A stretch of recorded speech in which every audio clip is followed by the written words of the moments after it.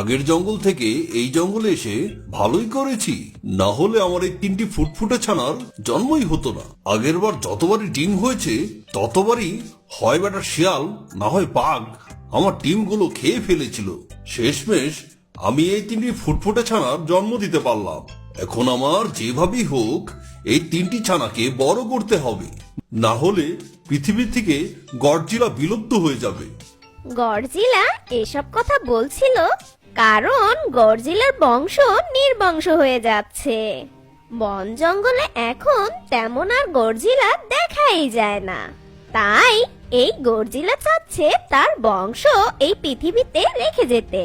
তাই এই গডজিলা এই জঙ্গল থেকে ওই জঙ্গল ছোটাছুটি করছে তার বংশ রেখে যাওয়ার জন্য। জয় জয়, এখন ওদের খাবারের